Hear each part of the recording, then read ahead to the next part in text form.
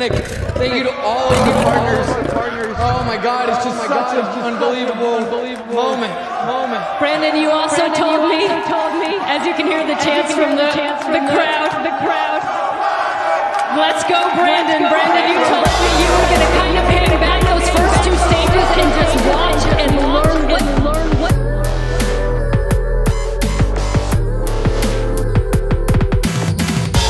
As you can hear the chants from the crowd. Let's go, Brandon.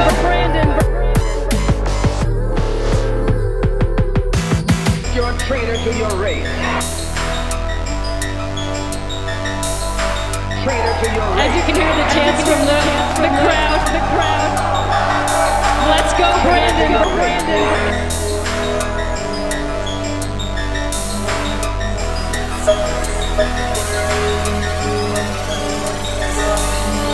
You're a traitor to your race.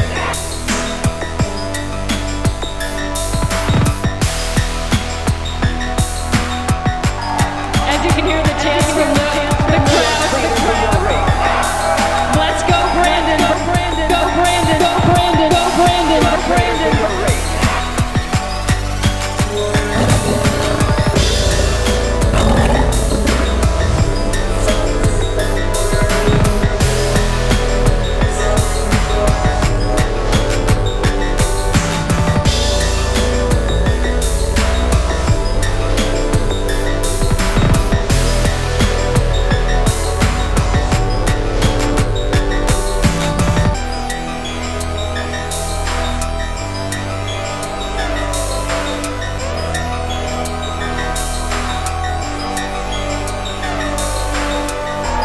As you can hear the chants from the crowd.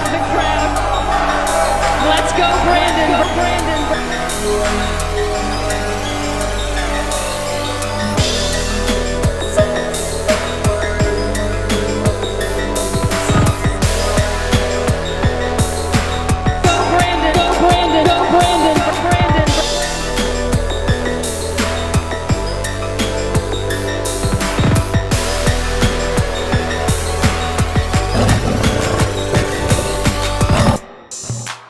Million black victims of Americanism are waking up, and they're gaining a new political consciousness, becoming politically mature.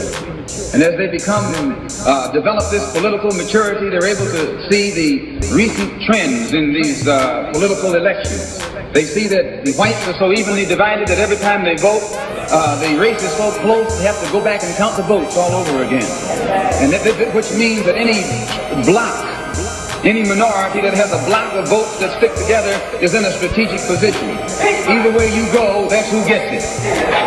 You're in a position to determine who go to the White House and who stay in the doghouse. As you can hear the chants from the crowd.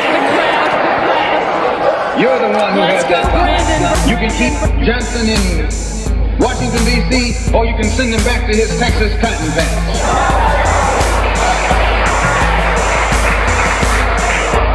You're the one who sent Kennedy to Washington. You're the one who put the present Democratic administration in Washington, D.C.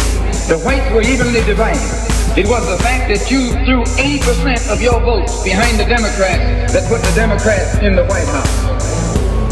When you see this, you can see that the Negro vote is the key factor.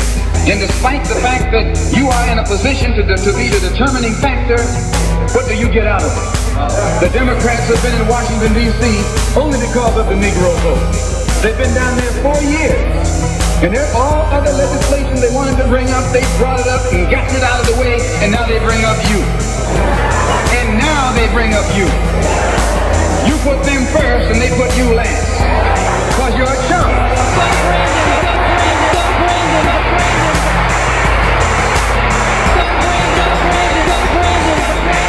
A political chump. In Washington, D.C., in the House of Representatives, there are 257 who are Democrats. Only 177 are Republicans. In the Senate, there are 67 Democrats. Only 33 are Republicans. The party that you back controls 2/3 of the House of Representatives and the Senate, and still they can't keep their promise to you. Because you're a chump.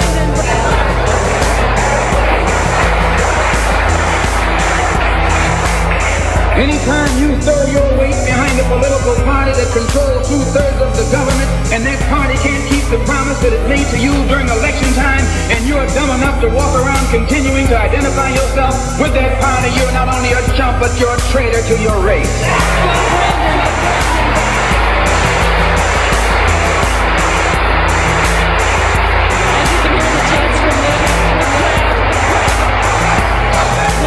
And what kind of alibi do they come up with? They try and pass the buck to the Dixiecrats.